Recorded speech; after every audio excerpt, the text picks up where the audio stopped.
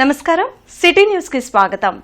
రైతులు, ప్రజలు ప్రభుత్వాల ఆకాంక్షలకు అనుగుణంగా బ్యాంకులు నిర్ణయాలు తీసుకోవాలని ముఖ్యమంత్రి చంద్రబాబు అన్నారు. వెలగపూడి సచివాలయంలో నిర్వహించిన రాష్ట్ర స్థాయి బ్యాంకర్ల కమిటీ సమావేశంలో పాల్గొని పలు అంశాలపై చర్చించారు. ఇప్పటికే ఖరీఫ్ సీజన్ సగమైపోయిందని, ఇప్పుడు రైతులకు రుణాలు ఇవ్వడం వల్ల ఎలాంటి ప్రయోజనం ఉండదని చెప్పారు. కూటమి ప్రభుత్వం ప్రతిష్టాత్మకంగా తీసుకున్న వన్ ఫ్యామిలీ వన్ ఎంటర్‌ప్రెన్యూర్ కార్యక్రమానికి బ్యాంకులు తమ సహకారాన్ని పూర్తిగా అందించాలని సీఎం చంద్రబాబు సూచించారు. బ్యాంకులు, ఆర్థిక సంస్థలు కొత్త ఆవిష్కరణల దిశగా ఆలోచనలు చేయాలన్నారు. ఇంటర్నెట్ చరిత్రలో సంచలనం సిటీ బ్రాడ్బ్యాండ్. ఇప్పుడు ఇంటింటికి ఇంటర్నెట్, సిటీ నుంచి గ్రామం వరకు అదే స్పీడ్. మీరు ఈ రోజే సిటీ బ్రాడ్బ్యాండ్ కుటుంబంలో చేరండి. వైసీపీ తన రాజకీయ ప్రయోజనాల కోసం దివ్యాంగుల పెన్షన్ పై తప్పుడు ప్రచారం చేస్తుందని విభిన్న ప్రతిభావంతుల కార్పొరేషన్ చైర్మన్ గడుపూటి నారాయణస్వామి ఆగ్రహం వ్యక్తం చేశారు. మంగళగిరిలోని టీడీపీ కేంద్ర కార్యాలయంలో ఆయన మీడియాతో మాట్లాడారు. దివ్యాంగుల సంక్షేమంపై కూటమి ప్రభుత్వం తీసుకుంటున్న నిర్ణయాలను వైసీపీ వక్రీకరిస్తుందని ఆరోపించారు. 5 ఏళ్ల వైసీపీ పాలనలో దివ్యాంగులకు ఏం చేశారో మాజీ సీఎం జగన్ చెప్పాలని ఆయన డిమాండ్ చేశారు. వైఎస్ జగన్మోహన్ రెడ్డి గారి ప్రభుత్వం దివ్యాంగుల పట్ల అసత్య ఆరోపణలు చేస్తున్నారు. గత 3 రోజుల ముందు అనంతపురం జిల్లాలో ఉన్నటువంటి ఒక చేయలేదు, నా పింఛన్ రద్దు చేశారని ఫేక్ మీడియా ద్వారా ప్రచారం చేశారు. అది తెలుసుకొని 2 చేతులు బాగానే ఉన్నాయి, డ్యాన్స్ వేస్తున్నాడు. ఇలాంటి అసత్య ఆరోపణల వల్ల రాష్ట్రంలో ఉన్నటువంటి దివ్యాంగులను ఇబ్బంది పెట్టిస్తూ కన్నీళ్లు పెట్టిస్తున్నది జగన్మోహన్ రెడ్డి గారు. వైఎస్ జగన్ పథకాలతో ప్రజలు కడుపులు నింపితే కూటమి ప్రభుత్వం కేసులు పెట్టి జైళ్లకు పంపుతున్నారని మాజీ మంత్రి కారుమూరి నాగేశ్వరరావు ధ్వజమెత్తారు. కాకాణి ఎంపీపీ శ్రీనివాసరావుపై అక్రమ కేసులు పెట్టి ఎమ్మెల్యే ధూళిపాల నరేంద్ర వేధిస్తున్నారని మాజీ మంత్రి కారుమూరి నాగేశ్వరరావు అన్నారు. గార్డెన్స్లోని వైఎస్సార్ కాంగ్రెస్ పార్టీ కార్యాలయంలో జరిగిన మీడియా సమావేశంలో ఆయన మాట్లాడారు. కులాల మధ్య చిచ్చు పెట్టేలా ప్రవర్తిస్తున్న ధూళిపాల తన ప్రవర్తన మార్చుకోవాలని హెచ్చరించారు. కూటమి ప్రభుత్వం అధికారంలోకి రాగానే అన్ని వర్గాల ప్రజల్ని కేసులు పెట్టి వేధిస్తున్నారని విమర్శించారు. ఈ కార్యక్రమంలో అంబటి మురళీకృష్ణ, నిమ్మకాయల రాజనారాయణ, పొన్నూరు వైసీపీ నాయకులు పాల్గొన్నారు. ఇప్పటికైనా సరే అలాంటి సాంప్రదాయాన్ని మాని ఏ జాతి వాళ్ళని ఆ జాతి వాళ్ళని గౌరవించే విధంగా ముందుకెళ్లాలని చెప్పి ఈ ఎమ్మెల్యే గారిని నేను హెచ్చరిస్తున్నాను. ఇక్కడ మా అంబాటి మురళి చాలా మంచి మనిషి, చాలా సౌమ్యుడు, చక్కగా అందరినీ కూడా కలుపుకుని వెళ్ళే మనిషి. ఇతనికి అందరూ కూడా సపోర్ట్ చేస్తున్నారనే భావనతోటి ఇలాంటి కులాలను ఎడదీయాలనే దుర్బుద్ధితో వ్యవహరిస్తున్న నరేంద్ర గారు ఇలాంటి పనులు మానుకోవాలని చెప్పి మరొక్కసారి నేను హెచ్చరిస్తున్నా. విద్యుత్ అమరవీరుల సంస్మరణ కార్యక్రమాన్ని ఈ నెల 28న లాడ్జి సెంటర్ వద్ద నిర్వహించనున్నట్లు వామపక్ష నాయకులు తెలిపారు. బ్రాడీపేటలోని సిపిఎం కార్యాలయంలో నళినీకాంత్, అరుణ్ కుమార్ మీడియాతో మాట్లాడారు. కూటమి ప్రభుత్వం సామాన్యుడిపై విద్యుత్ అదనపు ఛార్జీలను మోపుతూ స్మార్ట్ మీటర్లను బలవంతంగా బిగించడాన్ని తాము తీవ్రంగా వ్యతిరేకిస్తున్నట్లు చెప్పారు. కేంద్రానికి దాసోహం అంటూ కూటమి ప్రభుత్వం తీసుకుంటున్న నిర్ణయాలను ఎట్టి పరిస్థితుల్లోనూ ఒప్పుకునేదే లేదని స్పష్టం చేశారు. బలవంతంగా స్మార్ట్ మీటర్ పెట్టొద్దని చెప్పి తీవ్రంగా వ్యతిరేకిస్తూ వామపక్ష పార్టీలు ఈ పార్టీకి ఉద్యమాన్ని కొనసాగిస్తూ ఉన్నాయి.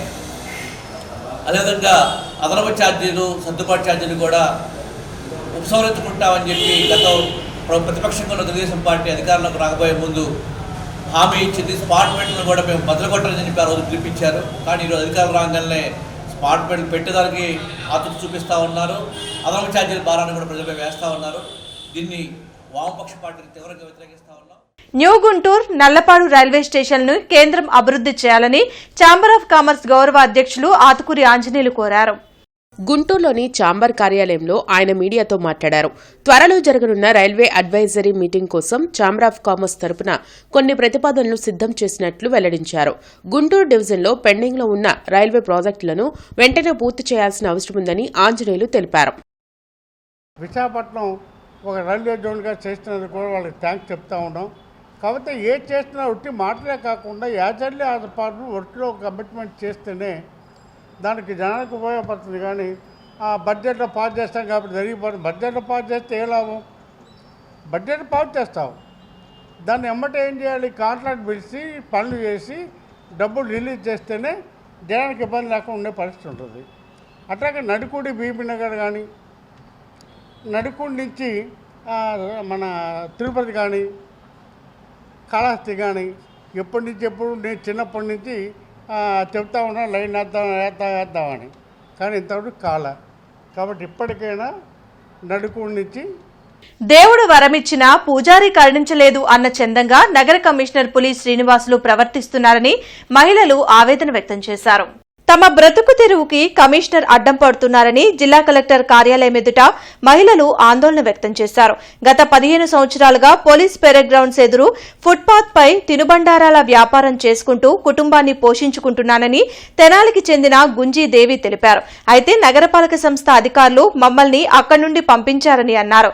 దీనిపై గల్లా మాధవిని కలిసి ఆమె అనుమతితో ఎవరికీ అడ్డం లేకుండా వ్యాపారం చేసుకుంటున్నామని చెప్పారు. కానీ తమపై కక్ష కట్టిన కమిషనర్ ఎవరు చెప్పినా పెట్టనిచ్చేది లేదని బెదిరిస్తున్నారని ఆవేదన వ్యక్తం చేశారు. తమ యందు దయతలిచి వ్యాపారం చేసుకునేందుకు అనుమతి ఇవ్వాలని వేడుకున్నారు. అమ్మా మీరు అని ఆమె దగ్గరుండి పెట్టుకోండి, వెనక్క జరిగి పెట్టుకోండి అని పెట్టించింది. నిన్న పెట్టించిందండి. గీరెన్స్లో పెట్టారు వాళ్ళని మున్సిపాలిటీ వాళ్ళకి చెప్పి మమ్మల్ని పెట్టించింది. పెట్టించిన గంటకి కమిషనర్ గారే వచ్చి కారు వేసుకొని 2 కార్లు వేసుకొని వచ్చి మీరు ఇక్కడ ఎవరు పెట్టమన్నారు ఏంది అది ఇది అంటే, సార్ మేము రోడ్డు మీద బతికే వాళ్ళం సార్, మేము ఎలా బతకాలి సార్, మరి అవి అమ్ముకుంటేనే మా బిడ్డలను మేము బతికించుకోగలుగుతాం, ఇప్పటికే 10 రోజుల నుంచి తీసేశారు సార్, మేము పస్తులు ఉంటున్నాము అన్న. అసలు పెడతానికి లేదు, ఏ రాజకీయ నాయకుడు చెప్పినా కూడా పెడతానికి లేదు, నేను పెట్టనేను.